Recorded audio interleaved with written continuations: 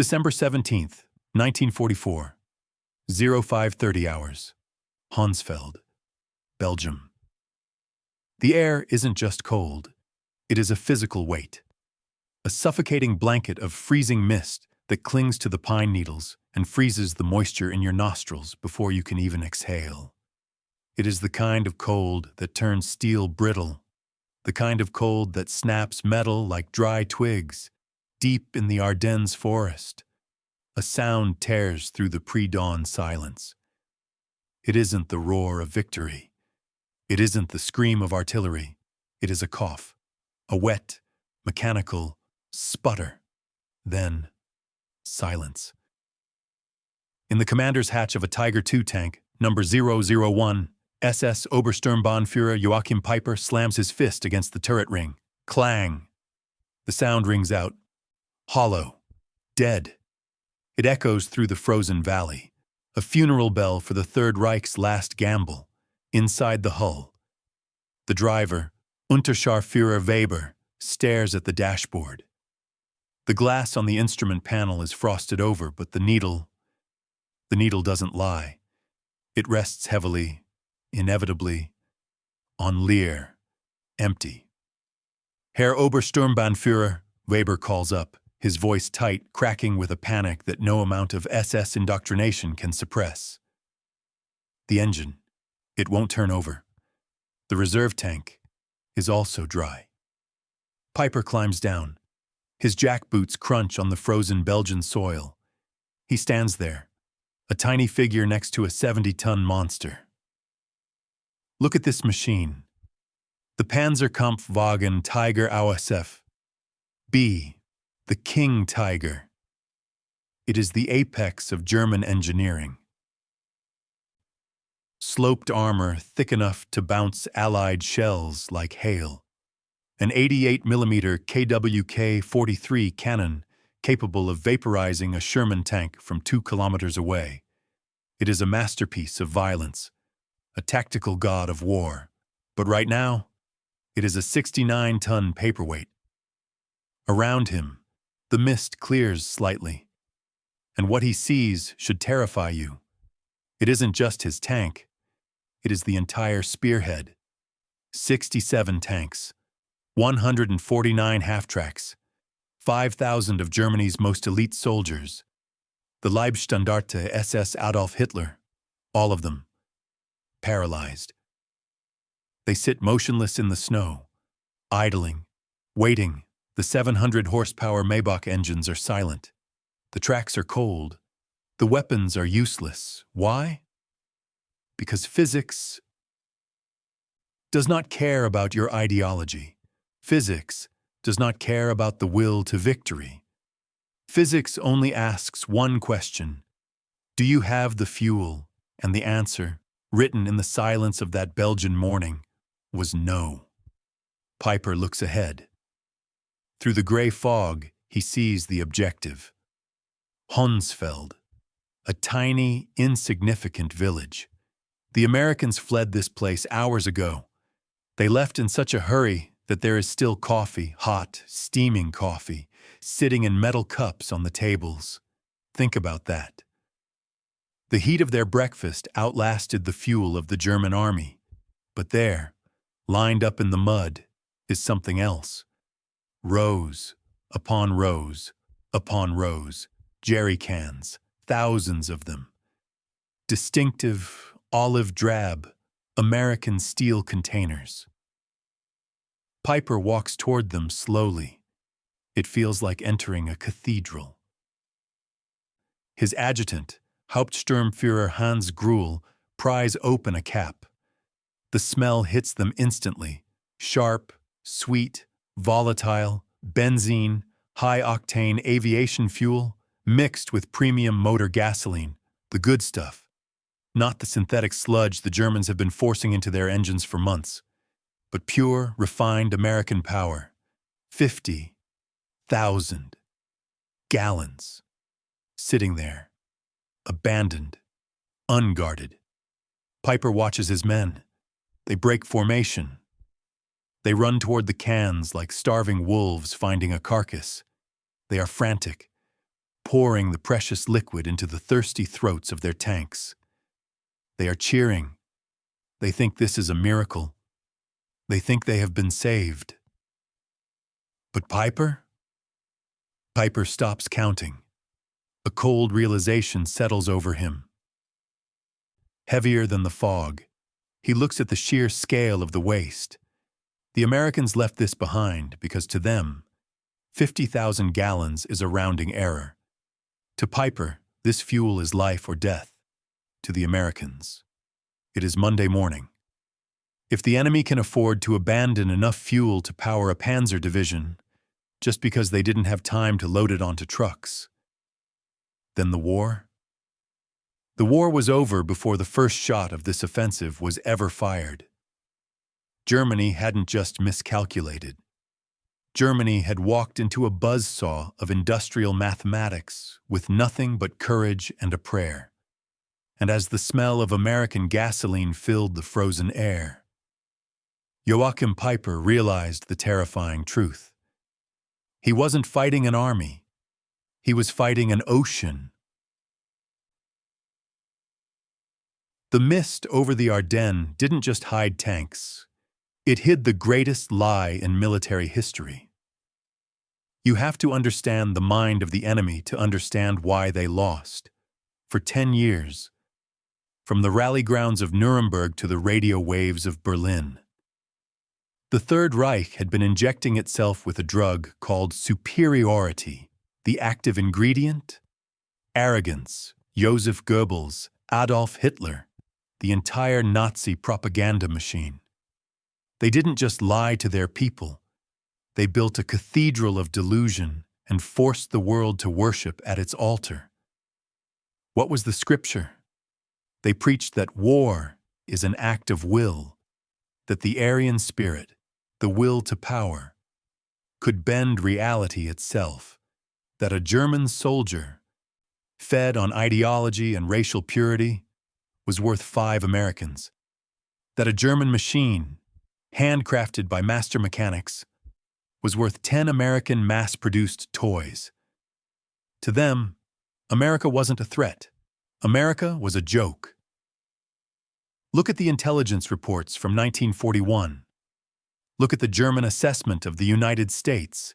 They called you a mongrel nation, a polyglot mess, a chaotic, decadent capitalist circus run by Jews and gangsters, incapable of discipline, incapable of sacrifice, and utterly incapable of waging a total war. They looked at your cars, your refrigerators, your jazz music, and they saw weakness. The Americans? They sneered. They are soft. They cannot fight without their chocolate. They cannot march without their trucks. They are addicted to comfort. Those were wrong. They looked at a refrigerator and saw decadence. They should have seen the compressor technology that would mass-produce penicillin. They looked at a Ford automobile and saw luxury. They should have seen the assembly line that would print B-24 liberators like daily newspapers. They looked at the American mix of races and cultures and saw chaos. They should have seen a labor pool of 130 million people, unified by a single purpose, to bury fascism under a mountain of steel. Let's zoom in on the specific lies, the specific hallucinations that doomed them. The lie of aerial supremacy, April 1943, the German aces of Jagdgeschwader 26. They look up and see the P-47 Thunderbolt for the first time. Do they panic? No. They laugh. Look at that tub! It's a flying milk bottle! A pregnant cow! Oberleutnant Ralph Hermichen, smirking behind his oxygen mask, mocking the ungainly silhouette of the American fighter. To a German pilot, raised on the sleek, sexy lines of the Messerschmitt 109, the Thunderbolt was an insult to aerodynamics. It was too big, too heavy, too ugly. The Americans, they said, have built a brick and put wings on it. What they saw as fat was actually armor. What they saw as clumsy was actually payload.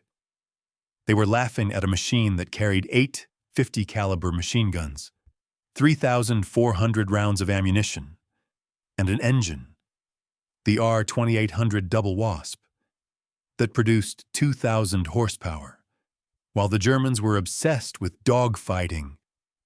With the romantic duel of knights in the sky, the Americans were playing a different game.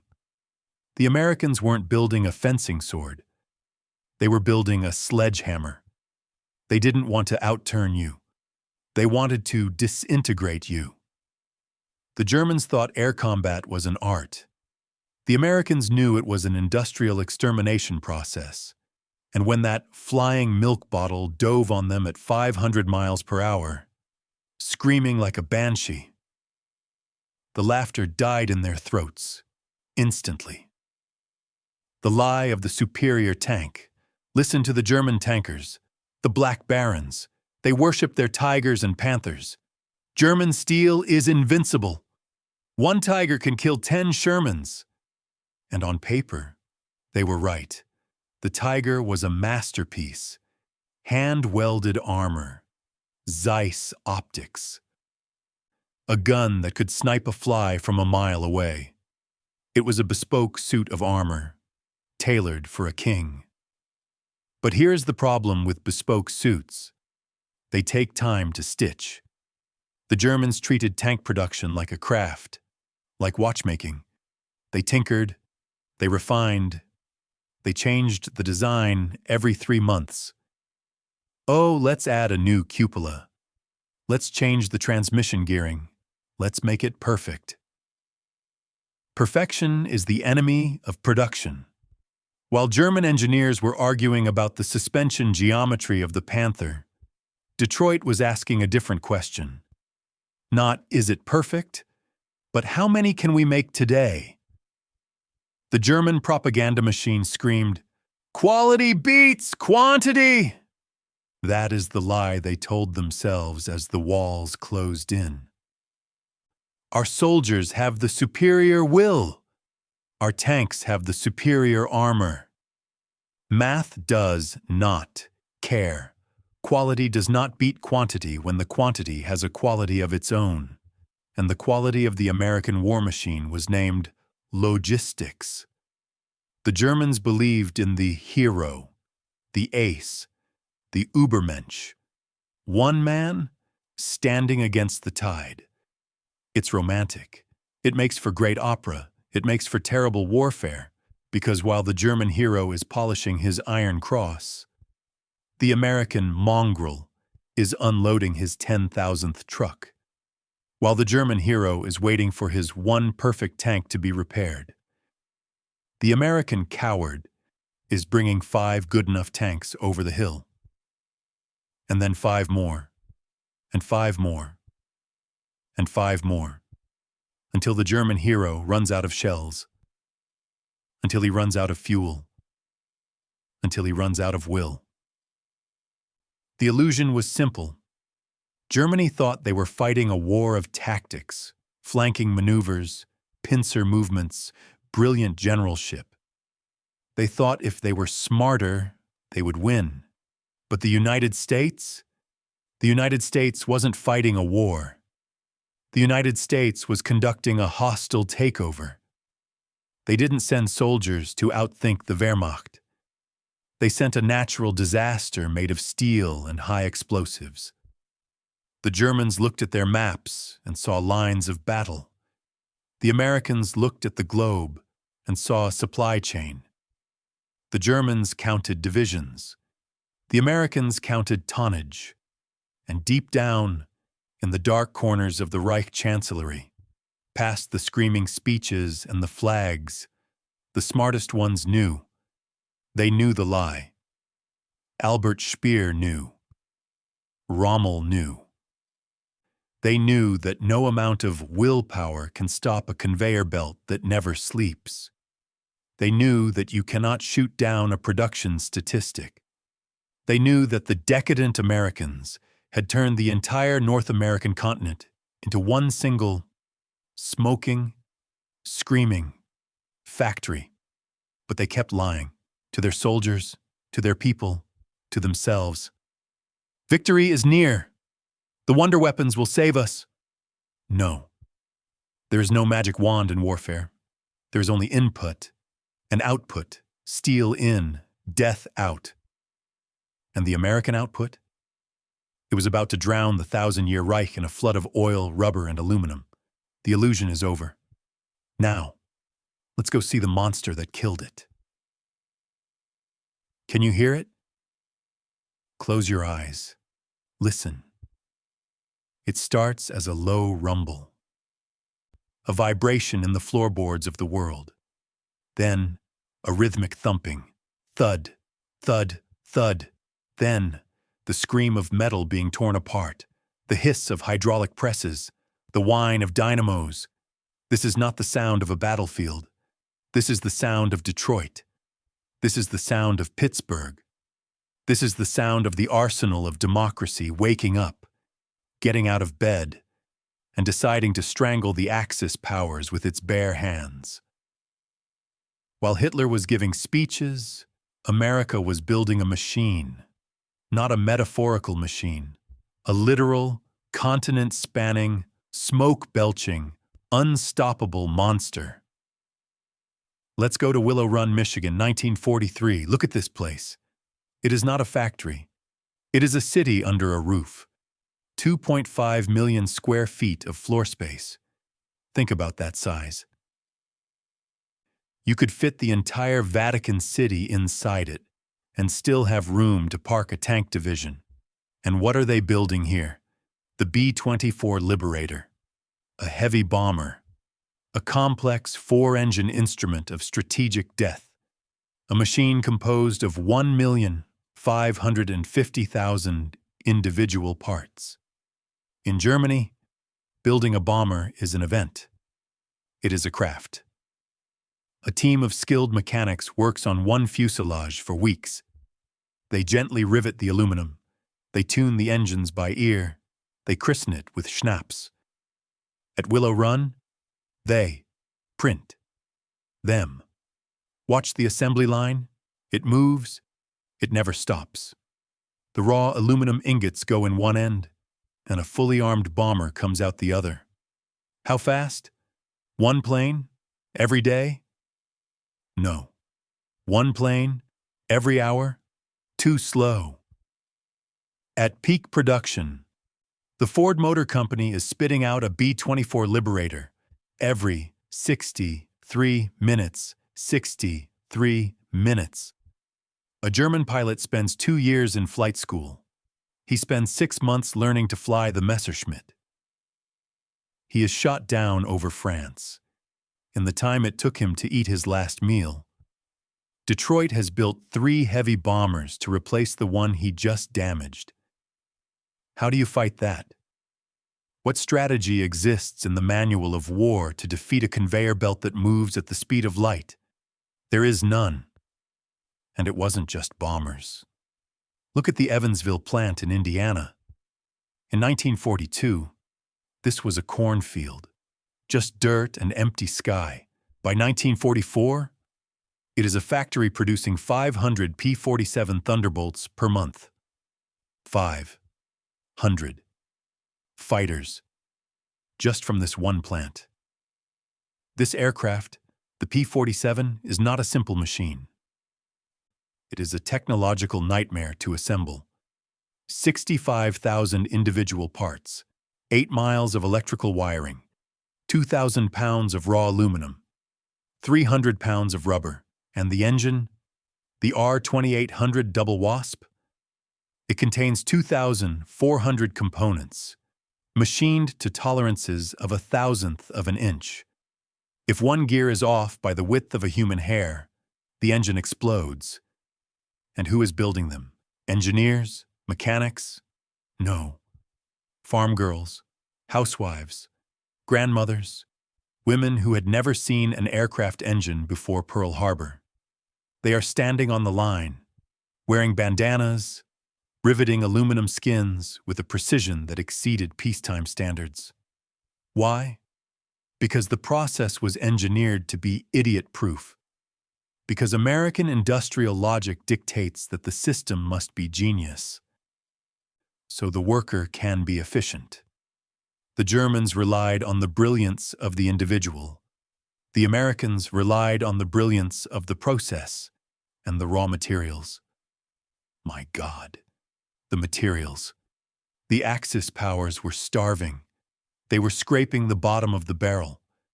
They were melting down church bells for copper. They were making fuel out of coal because they had no oil. America was drowning in resources. Let's talk about the blood of modern war. Petroleum. You cannot run a tank on courage. You cannot fly a plane on propaganda. You need oil. 1944 statistics. Listen to the math of inevitable defeat. Germany, scrambling, squeezing every synthetic plant, capturing Romanian fields, managed to produce 33 million barrels. That includes everything, every drop of synthetic fuel, every stolen liter. The United States, in that same year, 1.8 billion barrels, 1.8 billion. Do the math. For every barrel of oil Germany produced, America produced 50 to 1. That is not a gap. That is not an advantage. That is a geological death sentence. The East Texas oil field alone produced more petroleum than the entire German-occupied continent of Europe.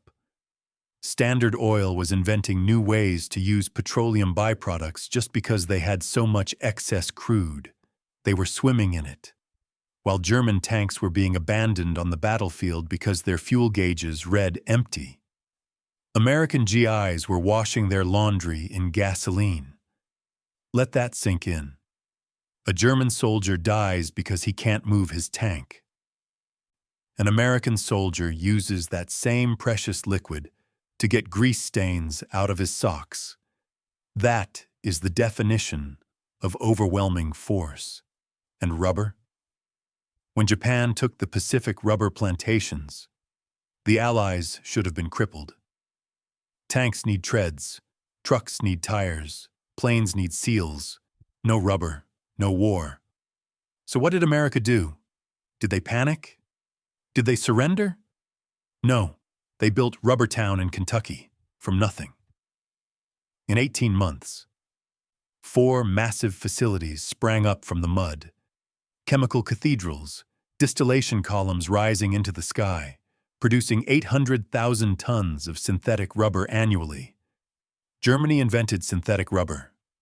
They were proud of it. But in their best year, their absolute peak, they managed 120,000 tons. America took a German invention, scaled it up by 600%, and used it to drive over the German border. This industrial monster didn't just produce big things, it produced the invisible things, the things you don't see in the newsreels, the things that actually win wars. Radios. We talked about the tanks, but a tank without a radio is just a moving bunker. The Germans had radios, good ones, but they were handmade, fragile. Only the commander had a transmitter. The rest just listened. Enter Motorola, the Galvin Manufacturing Company, Chicago.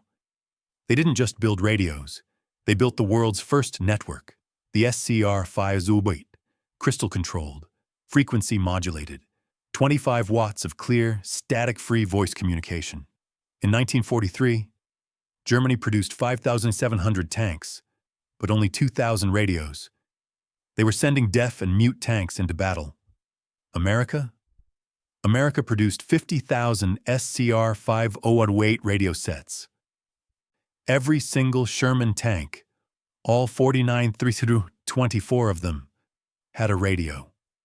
And not just a receiver, a transmitter. Every American tank commander could talk to every other tank commander. They could call for artillery.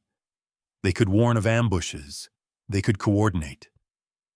While the German commander was using hand signals and flags like it was the Napoleonic Wars, the American commander was conducting a symphony of violence over the airwaves. This wasn't just manufacturing. This was information dominance, mass-produced on an assembly line. And the trucks. Oh, the trucks. The General Motors CCKW, the deuce and a half. Germany marched into Russia with horses. 80% of their logistics was horse-drawn. Horses need hay. Horses get sick. Horses die in the cold. Horses are not modern warfare.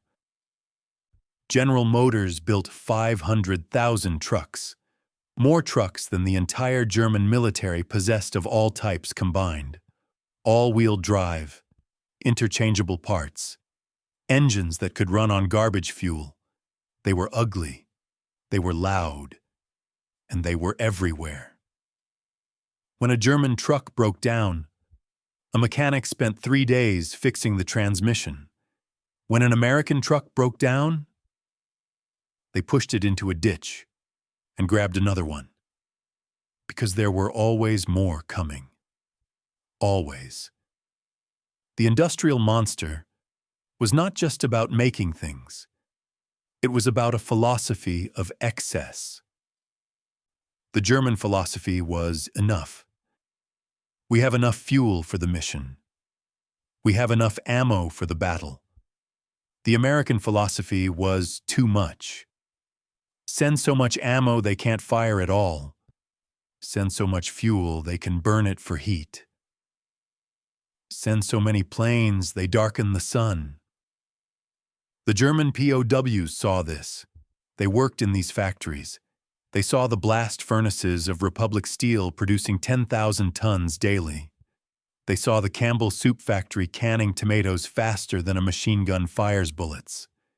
They saw the sheer, terrifying waste. One German prisoner, Obergefreiter Paul Hartmann, wrote about working at a steel mill. They wasted more steel and spillage than we could produce. Think about that sentence. The scraps on the American floor were more than the output of the German Reich. This is why the laughter stopped. This is why the smirks faded. Because you can fight a soldier. You can outsmart a general. You can ambush a tank. But you cannot fight a factory that produces a B-24 Liberator every 63 minutes. You cannot fight a refinery that pumps 1.8 billion barrels of oil. You cannot fight the future. And in 1943, the future arrived. It arrived in a crate, stamped, made in the USA. Factories build the bullet, but logistics puts it in the chamber. You can have 1,000 tanks. You can have 1,000,000 men.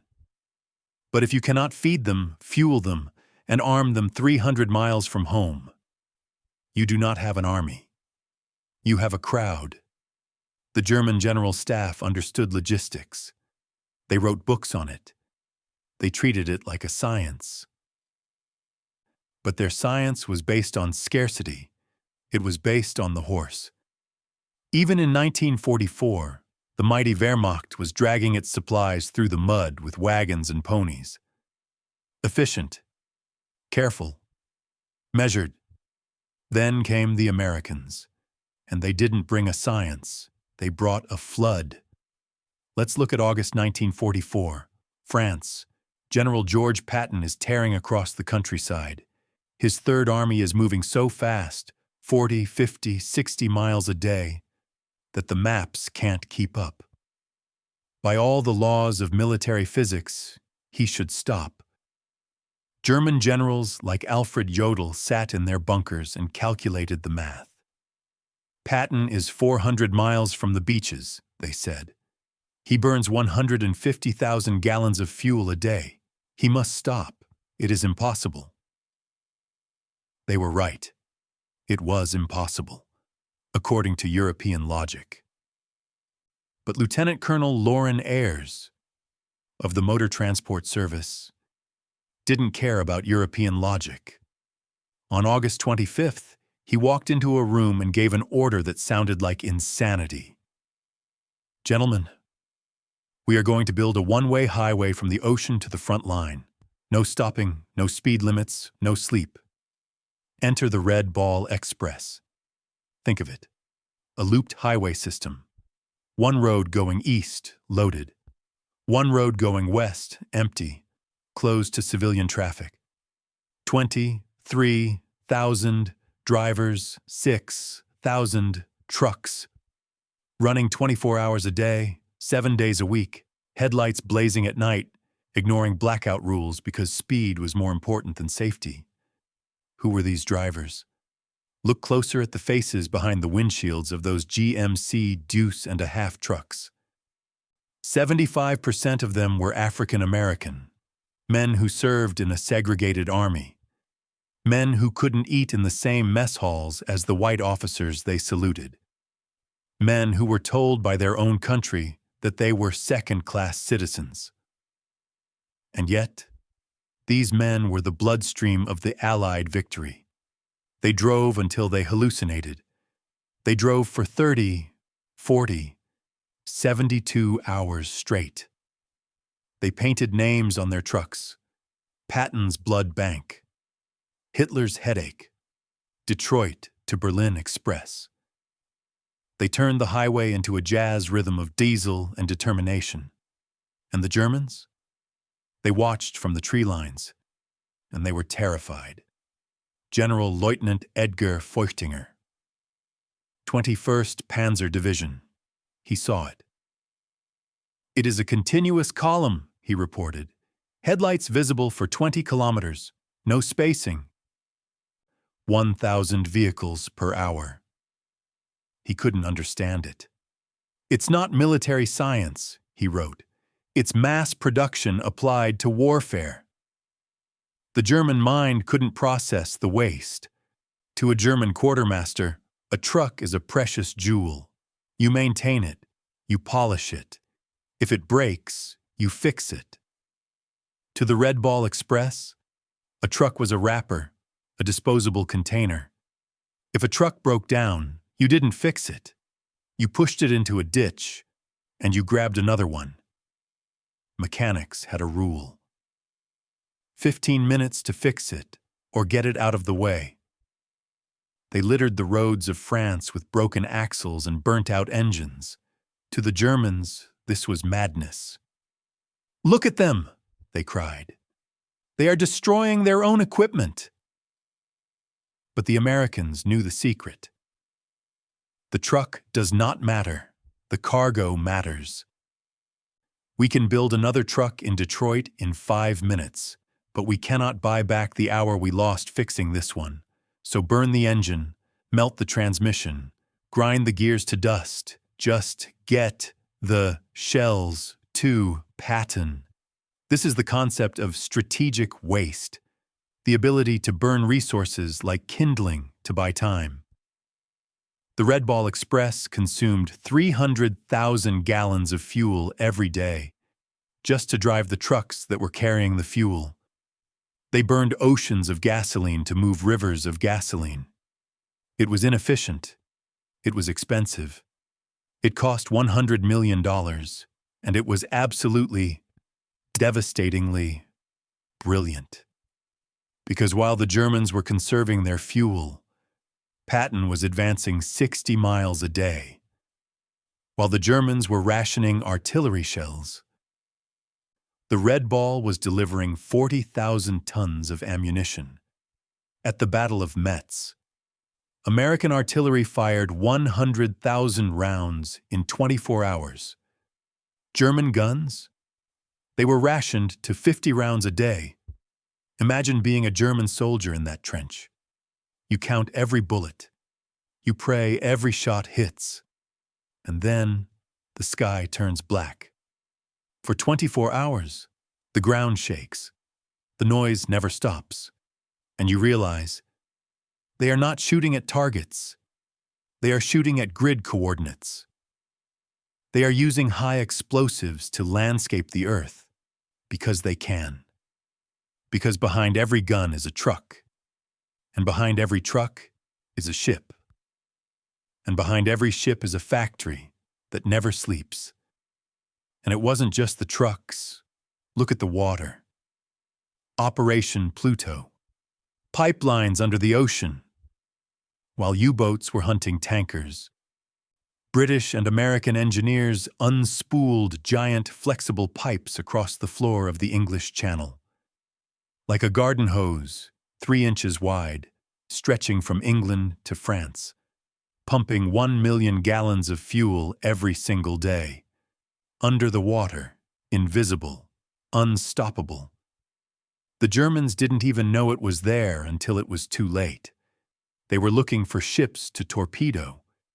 Meanwhile, the fuel was flowing beneath the waves, bubbling up in France, filling the jerry cans that Piper would stare at in Honsfeld. The Germans fought a war of battles. The Americans fought a war of flow, a river of steel, a river of oil, a river of food. The Red Ball Express delivered 412,000 tons of supplies in 82 days. That number is abstract. Let's make it real. That is the weight of 10 Titanics. Driven across France at 35 miles per hour by exhausted men fueled on coffee and cigarettes. There is a story, maybe apocryphal, but it tells the truth.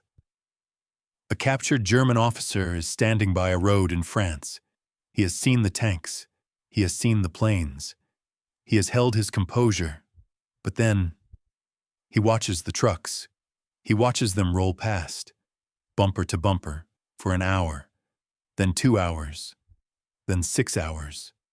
New trucks, driven by men who look like they haven't slept in a week, but who are laughing, throwing chocolate to children. And the German officer, he starts to weep, not because he is scared, but because he is an engineer, and he knows the math. "We prepared for your tanks," he says. "We prepared for your bombers, but we never prepared for your trucks. How do you defeat an enemy who has more trucks than you have soldiers? You don't. You surrender. Or you die waiting for a resupply column that never comes." The Red Ball Express proves that the greatest weapon of World War II wasn't the atomic bomb. It wasn't the Tiger tank. It wasn't the Spitfire. It was the GMC CCKW2 1-2-ton truck, ugly, green, mass-produced, and more lethal to the Nazi dream than 1,000 bayonets, because amateurs talk tactics, professionals talk logistics, and Americans talk trucks.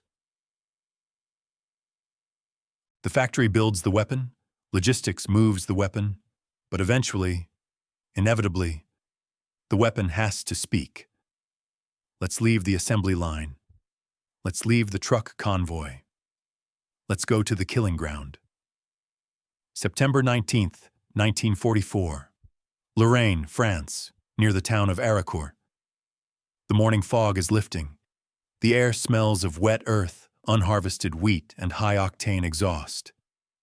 Hiding in the tree line is the pride of the Third Reich, the Panther tank. Look at it. It is beautiful. 45 tons of sloped steel, a high-velocity 75mm Calmpay 42 cannon that can punch a hole through a brick wall from 2 kilometers away. The crew? Veterans. Men who survived Russia. Men who know their machine is superior to everything on the battlefield. They look through their Zeiss optics, perfect, clear glass, and they wait. Opposite them, emerging from the mist, come the Americans, the 4th Armored Division, riding in the M4 Sherman. To the German commander, the Sherman is a joke. He calls it a Ronson, swearing it lights up the first time you hit it. It is tall. It is flat-sided. Its gun is too small. Its armor is too thin. In a one-on-one duel, the Panther eats the Sherman for breakfast. The math is simple. The German commander smiles. He orders his gunner to traverse. "Target, lead tank, range 800 meters, fire." Boom. The high-velocity shell screams across the field. It impacts the lead Sherman. Crack, metal shears, sparks shower the wet grass. The Sherman shudders and stops. The German crew cheers. 1 down, 50 to go. But then, something happens that isn't in the manual. Something that defies the honorable duel of knights. The German commander waits for the Americans to panic, to retreat, to freeze. Instead, the American formation doesn't stop. It explodes into movement. But not random movement, coordinated movement. Inside the German tank, the radio is a mess of static. The 10-watt AM transmitter is struggling to reach the rest of the platoon through the interference of the engine. The German commander is shouting, but he is alone. He is fighting a private war. Inside the American tanks, it is a conference call. Every single Sherman is equipped with an SCR 508 radio, frequency modulated, crystal controlled, crystal clear. Fox 1, break left. Fox 2, smoke out. Fox 3, flank him right. The American commander isn't fighting a duel. He is conducting an orchestra. The Shermans split. They accelerate. They don't engage the Panther from the front. That would be suicide. They swarm. One Sherman fires white phosphorus smoke into the Panther's optics. Blindness. 2 Shermans race to the flank, their engines screaming at 2,400 RPM. The German turret tries to turn, huge, heavy, slow. The hydraulic traverse whines, but the Shermans are faster. They are nimble. They are communicating. Shot out, clang. A 75mm shell hits the Panther's side armor, its weak point. Then another. Then another. The superior tank is dead. Not because it was outgunned, but because it was out-networked. The score at Aricourt? The Germans lost 281 tanks and armored vehicles. The Americans lost 41-7-1. That is not a battle. That is an execution by committee. But wait. The tank battle is just the anvil. Now comes the hammer. Look up. Above the smoke, at 27,000 feet, something is watching. The Luftwaffe is gone. The sky belongs to the flying milk bottle, the Republic P-47 Thunderbolt. The German pilots laughed at it in 1943. They called it a pregnant cow. They aren't laughing now. Now they call it the Jawbo, the hunter bomber, and they call the sound it makes Donnerschlag, thunderclap. The P-47 pilot spots the German armor concentration. He doesn't need to be nimble. He doesn't need to dogfight. He pushes the stick forward. Gravity takes over. 7 tons of aluminum and steel tip over and fall toward the earth. The Pratt & Whitney R2800 engine roars, a sound that vibrates in the chest cavities of the soldiers on the ground. He hits 400 miles per hour, then 500. The air compresses in front of his wings. He is a meteor with a pilot. At 400 yards, he squeezes the trigger. The physics of annihilation. 8.50 caliber. Browning M2 machine guns, synchronized. This is not shooting. This is erasing. Each gun fires 750 rounds per minute. That is 6,000 rounds per minute total. 100 bullets per second. Let's micro-zoom on the impact. The German 20mm cannon shell explodes on contact. It makes a big flash. It looks scary. But against heavy armor, it scratches the paint. The American 50 caliber round is different. It is an API round. Armor-piercing incendiary. A hardened tungsten steel core wrapped in copper, with a tip filled with chemical fire. It travels at 2,900 feet per second.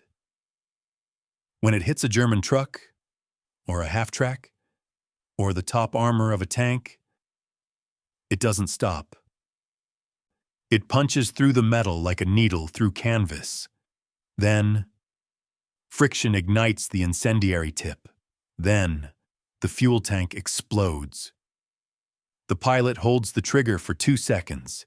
In those 2 seconds, he puts 160 heavy projectiles into a space the size of a ping-pong table.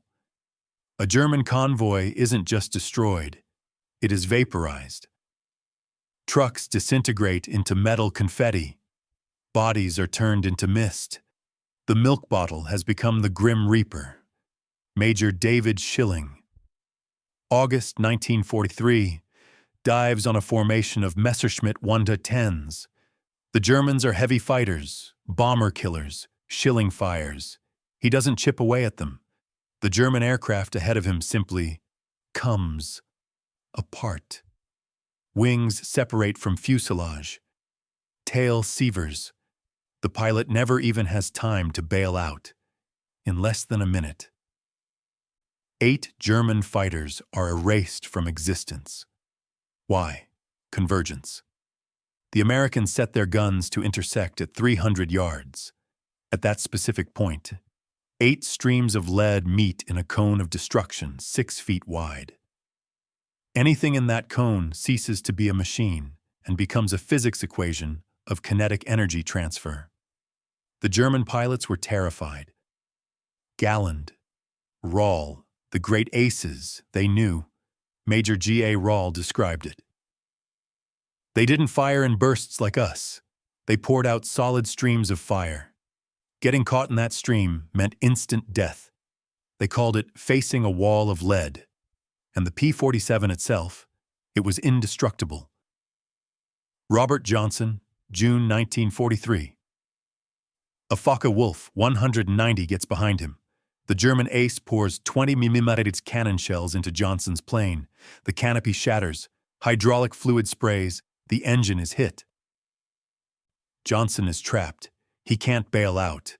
He sits there, taking the beating. The German runs out of cannon shells. He switches to machine guns. He empties his magazines into the Thunderbolt. It still flies. The German pilot pulls up alongside Johnson. He stares. He sees a plane that is more holes than metal. He shakes his head in disbelief. He salutes, and he flies away. Because he has just witnessed the impossible. German engineering is delicate. American engineering is a brick, and you cannot shoot down a brick. This was the encounter, on the ground. The swarm of networked Shermans outflanking the superior Tigers. In the air, the indestructible Thunderbolts raining solid walls of lead. The German soldier looked up and saw the sky filled with enemies. He looked down and saw his fuel gauge on empty. He looked at his radio and heard only static, and in that moment, amidst the roar of the R-2800 engines and the crack of the 75mm guns, the German soldier understood the terrible reality. He wasn't fighting a battle. He was standing on the tracks, trying to stop a freight train with a pistol. And the train does not stop. The roar of the factory dies down. The scream of the thunderbolt fades. And what is left? Silence. And in that silence, you can hear the scratching of a pencil on paper. History is usually written by the victors. We know the speeches of Churchill. We know the orders of Eisenhower. But to understand why the Third Reich collapsed, you must listen to the men who watched it happen. Not the generals in the bunkers, the men in the mud. The men who were promised 1,000-year Reich and were given a front-row seat to its execution. Let me read you the words of Unterscharführer Werner Burkhardt, June 4, 1943. He is not on a battlefield. He is a prisoner of war. Sitting on a train rolling through Mexia, Texas.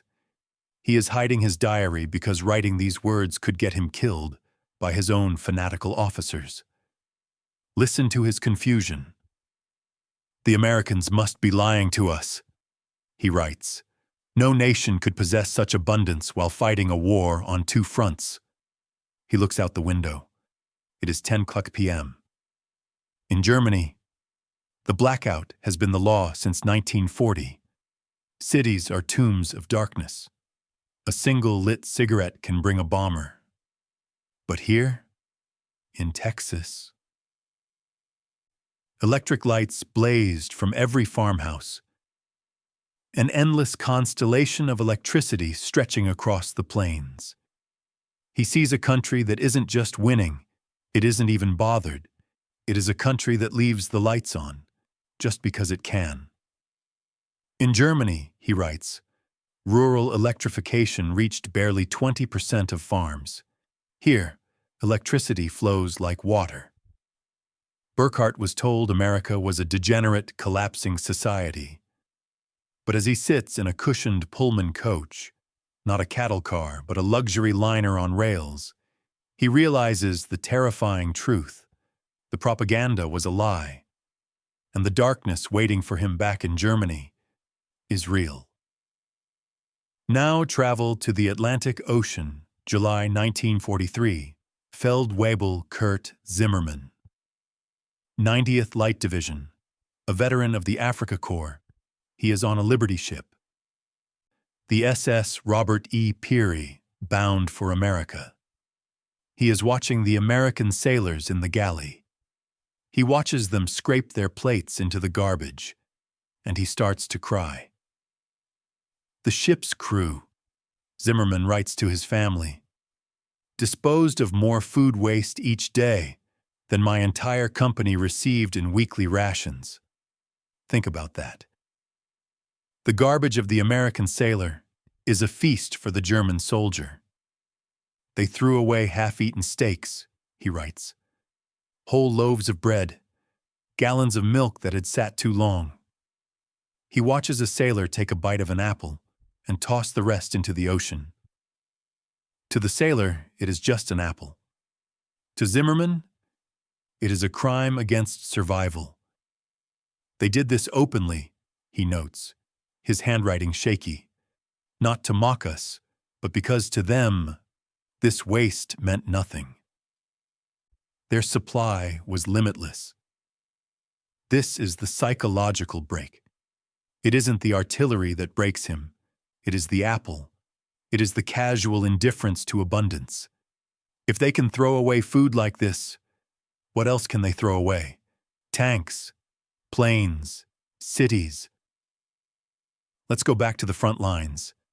December 1944, the Ardennes, Colonel Friedrich von der Heide, a paratrooper commander.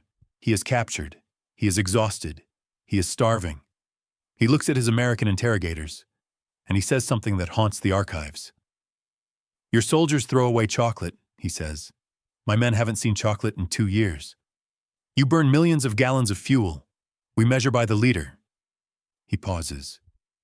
And then he asks the question that every German soldier was asking in his heart. How can we fight such abundance? Piper's men felt this too. Remember the fuel dump at Stavelot?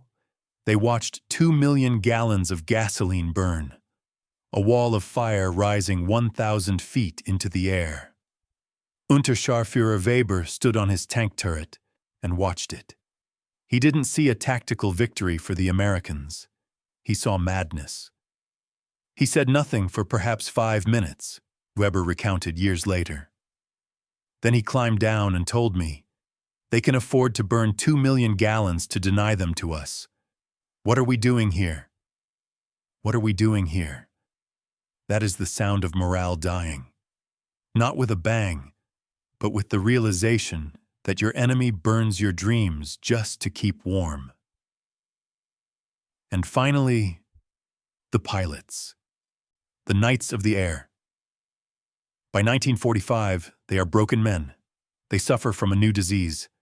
The doctors call it Jabo fever, physical sickness, tremors, nausea, triggered by the mere mention of a P-47 Thunderbolt. Feldwebel Klaus Brettschneider.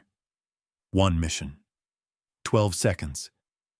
He writes about his encounter with the milk bottles over Leipzig.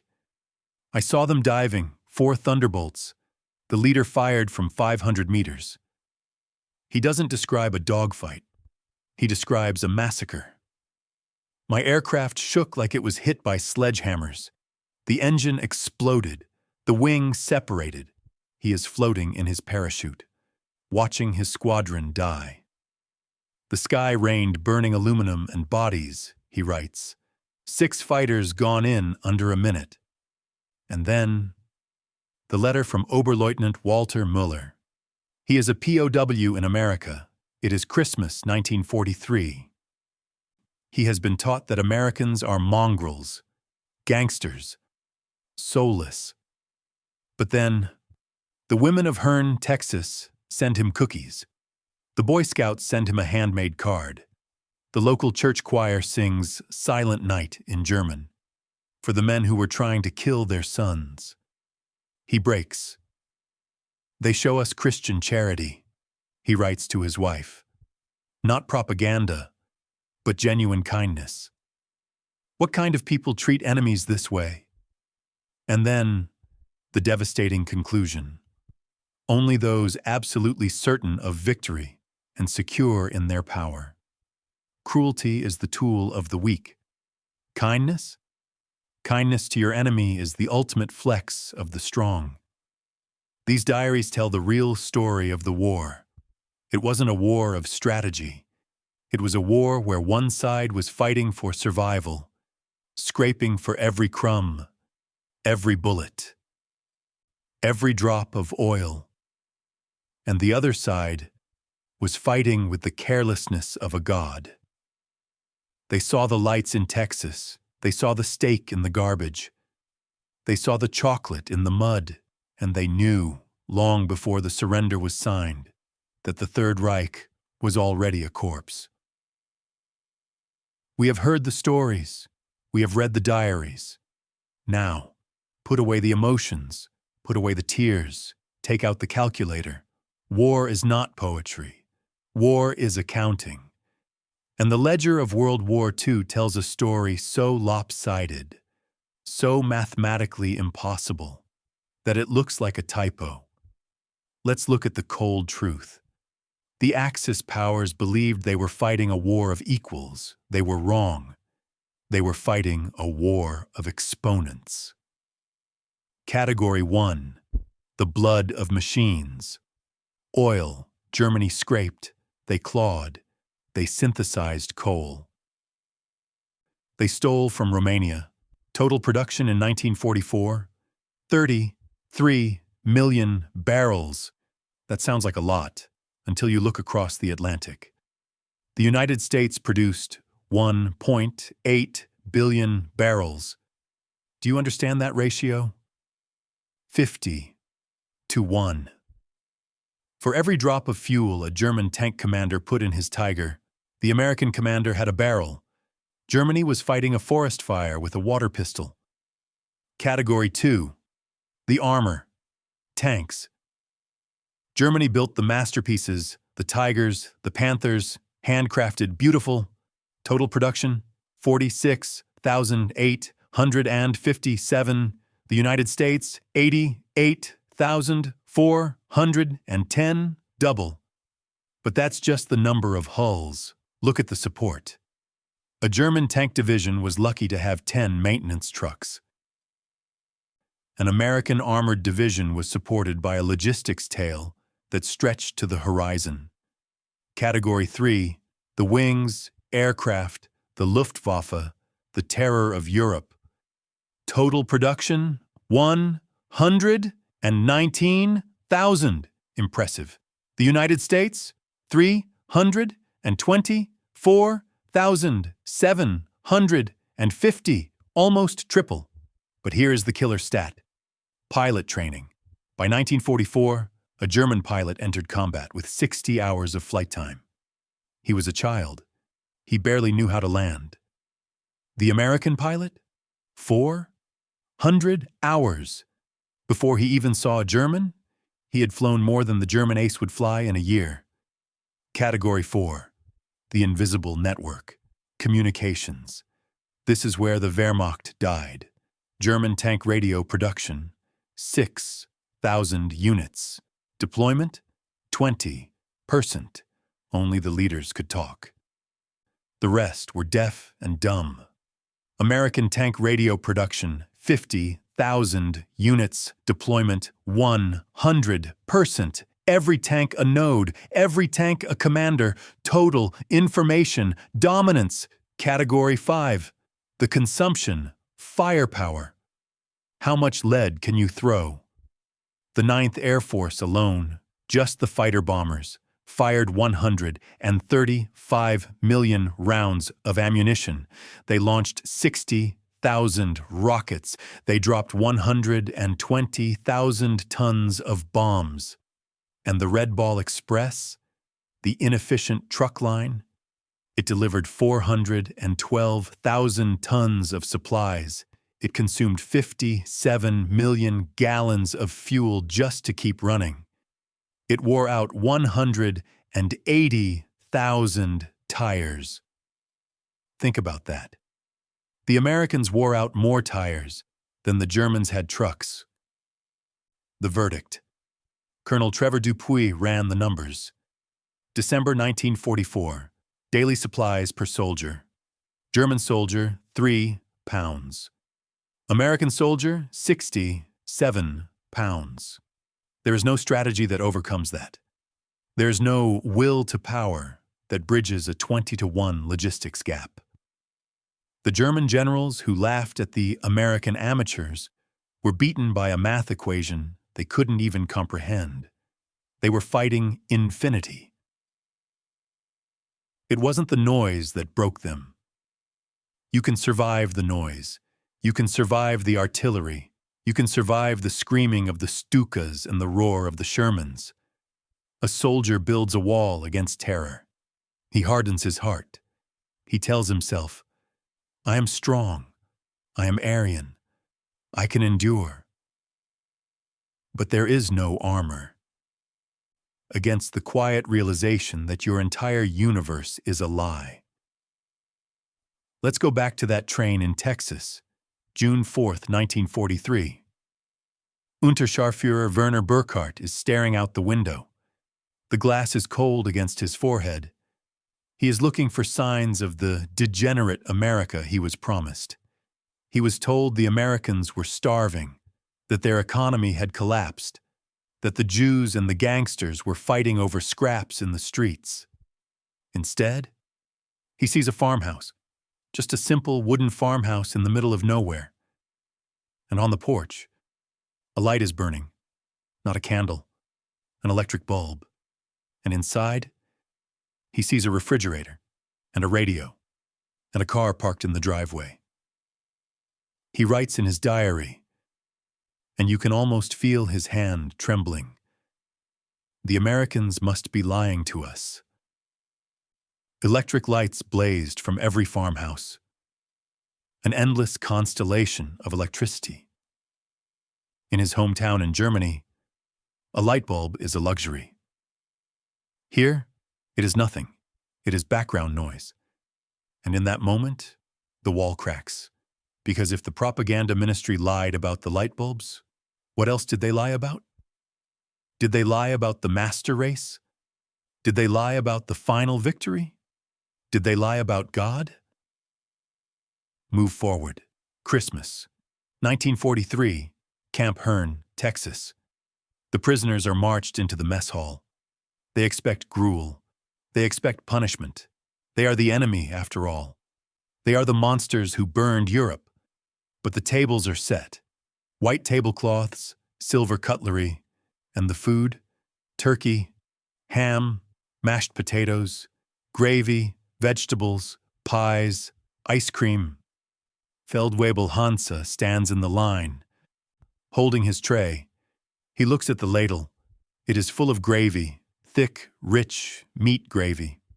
He looks at the guard. The guard is bored. He is smoking a cigarette. He isn't angry. He isn't hateful. He just nods. Move along, Fritz. Eat up. Hansa writes later. We ate like kings. Better than German generals eat. Better than party leaders.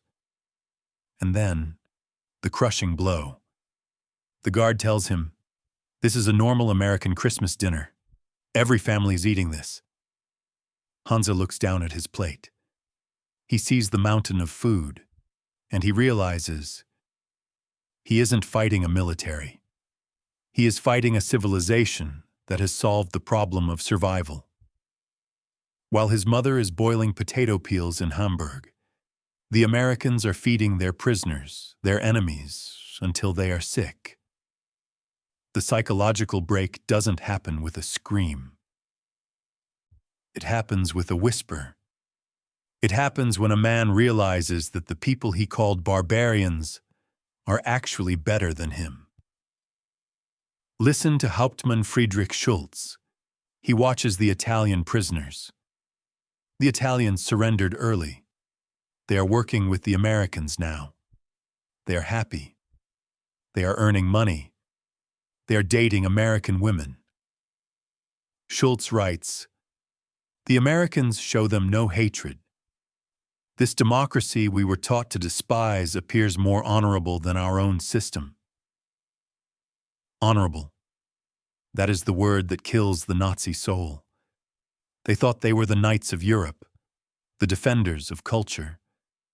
But here, in a prison camp in Texas, they see true culture. They see a university professor from Stanford coming to teach them history, without hate. They see a Jewish refugee doctor treating a German soldier with penicillin, a drug Germany doesn't even possess, saving the life of a man who might have tried to kill him. Dr. Friedrich Bauer writes, "This humanity toward enemies revealed a strength we never understood, the confidence of true power. And that is the break. The realization that cruelty is not strength. Cruelty is fear. The Nazis were cruel because they were afraid of losing, afraid of weakness. The Americans were kind because they weren't afraid of anything. They were so rich, so powerful, so secure that they could afford to be good." April 1945. The final collapse. The Americans show the prisoners the films, the liberation of the concentration camps, the piles of bodies, the skeletons, the ovens. Many prisoners try to deny it. "Propaganda!" they scream. "Hollywood tricks!" But deep down, they know. They remember the speeches. They remember the disappearances. And now they see the result. Hauptmann Walter Schmidt writes the epitaph of a generation. "We thought we were warriors for a great cause. We discovered we were tools of criminals. We believed we were bringing civilization. We found that we were the barbarians." They sit in the camp theaters, in the dark, crying. Not for Germany, but for themselves. For the years they wasted, for the lies they believed, for the terrible hollow silence of a life built on nothing. The war ended for them not when the guns stopped firing. It ended when they looked in the mirror and saw the truth. They had lost to the mongrel nation, and thank God they did. The smoke clears. The noise stops. The factories cool down. And what is left? What is the lesson buried under the mountains of spent brass and the rusting hulks of tiger tanks? The lesson is this: romance is dead. For thousands of years, humanity told itself a story about war. We told ourselves that war was a test of courage, a test of martial skill, a test of the human spirit. We sang songs about Achilles, about knights in shining armor, about the thin red line. We believed that if your heart was pure and your aim was true, you would win. World War II, specifically the American industrial way of war, took that story and shot it in the head. The Ardennes offensive proved it. Joachim Peiper was a warrior. He had the medals. He had the courage. He had the tactical genius. But he lost. Why? Because his tank ran out of gas. Because courage cannot combust. Because genius cannot lubricate an engine. The Red Ball Express proved it. The drivers were not knights. They were exhausted, segregated truck drivers. But they won. Why? Because they moved 400,000 tons of supplies. Because victory is not about who has the sharpest sword. It is about who has the heaviest truck. The war marked the end of the age of heroes and the beginning of the age of systems. We learned that the boring things, the supply chains, the production schedules, the fuel pipelines, are the things that actually determine history. Amateurs talk tactics, professionals talk logistics, but there is another legacy, a quieter one, and it lies in the minds of the men who witnessed the monster. The 371,000 German POWs who spent the war in America. They came as enemies. They came believing in the master race. They left as architects of democracy. They didn't go back to Germany to rebuild the Reich. They went back to build the Bundesrepublik. They realized that a society built on hatred, scarcity, and tyranny will always be crushed by a society built on freedom, abundance, and cooperation. Look at the names. Hans Kroll, a prisoner at Camp Shelby. He went back to become the West German ambassador to the United States. Walter Hallstein, a prisoner at Camp Como. He went back to become the president of the European Commission. Rüdiger von Wechmar, a prisoner at Camp Herne. He became the German representative to the United Nations. These men built the economic miracle of the 1950s. And where did they learn the secrets of that miracle? In the cotton fields of Texas, in the canning factories of New Jersey, in the mess halls of Oklahoma. They learned that you don't need to conquer your neighbor to be rich. You just need to produce. You need to trade. You need to unleash the power of free people. We learned that prosperity came from freedom, not conquest, Hans Kroll wrote. That is the legacy. The Marshall Plan wasn't just money. It was a philosophy born in the realization that American trucks were more powerful than German tanks. And on the American side, the Red Ball Express drivers. They came home to a country that still treated them as second-class citizens, but they carried a knowledge that would reshape America. They had run the greatest logistics network in history. They took that knowledge and built the modern logistics industry. Companies like Yellow Freight, Roadway, Consolidated Freightways. They were founded and built by men who learned their trade on the roads to Paris and the interstate highway system.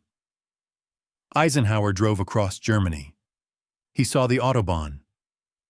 But he also remembered the Red Ball Express. He remembered that mobility is survival. And he built the veins and arteries that power the American economy today. So when you see a semi-truck rolling down I-95, when you see a container ship docking in Hamburg, when you see a German diplomat shaking hands with an American president, you are looking at the echoes of 1944. You are looking at the world that was built, not by the sword, but by the factory. Not by the will to power, but by the will to build. That is the cold, hard, beautiful truth. The smoke clears, and the silence returns. Thank you for walking through this heavy chapter of history with me today. It's not easy to look directly at the past, unfiltered and raw, but doing so is the best way to honor those who lived it. If you value these deep dives and want to keep exploring the truth together, please leave a like and subscribe. It truly helps keep these archives open. I'd love to read your thoughts on the logistics of World War II in the comments below. Until the next story, take care. Take